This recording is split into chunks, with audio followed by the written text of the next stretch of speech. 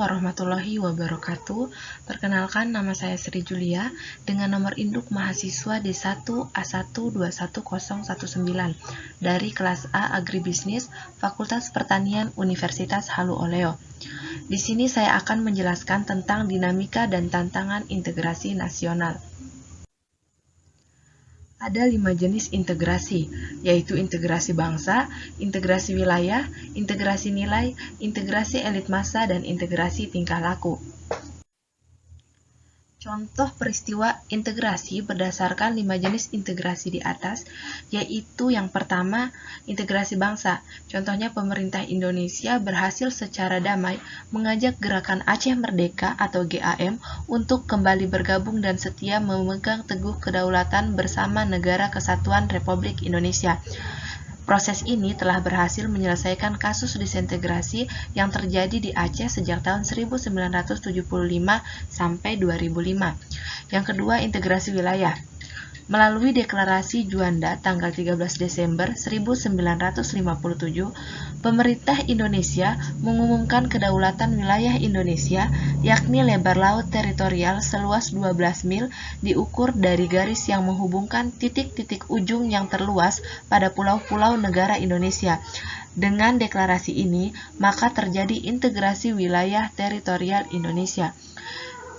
Yang ketiga, integrasi nilai. Pengalaman mengembangkan Pancasila sebagai nilai integratif terus-menerus dilakukan, misalnya melalui kegiatan pendidikan Pancasila baik dengan mata kuliah di perguruan tinggi dan mata pelajaran di sekolah. Yang keempat, integrasi elit massa. Dinamika integrasi elit massa ditandai dengan seringnya pemimpin mendekati rakyatnya melalui berbagai kegiatan, misalnya kunjungan ke daerah temu kader PKK, dan kotak pos presiden. Kegiatan yang sifatnya mendekatkan elit dan massa akan menguatkan dimensi vertikal integrasi nasional. Yang kelima, integrasi tingkah laku atau perilaku integratif. Mewujudkan perilaku integratif dilakukan dengan pembentukan lembaga-lembaga politik dan pemerintahan, termasuk birokrasi. Dengan lembaga dan birokrasi yang terbentuk, maka orang-orang dapat bekerja secara terintegratif dalam suatu aturan dan pola kerja yang teratur, sistematis, dan bertujuan. Tantangan dalam membangun integrasi. Nah, dalam upaya mewujudkan integrasi nasional Indonesia, tantangan yang dihadapi datang dari 2 dimensi, yaitu dimensi horizontal dan dimensi vertikal.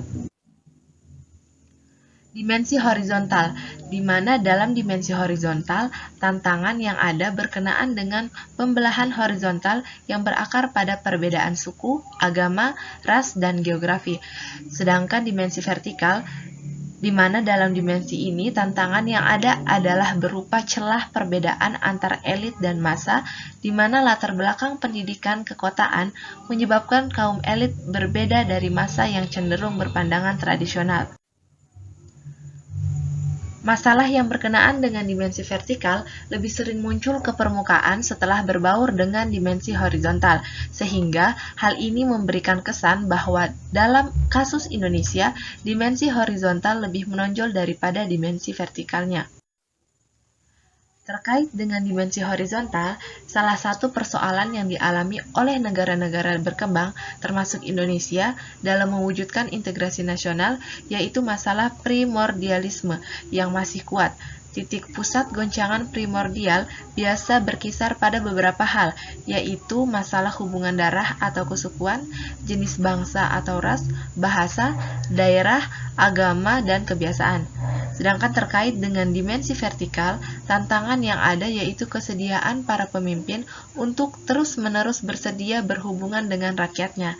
Pemimpin mau mendengar keluhan rakyat, mau turun ke bawah, dan dekat dengan kelompok-kelompok yang merasa dipinggirkan. Sekian presentasi dari saya. Wassalamualaikum warahmatullahi wabarakatuh.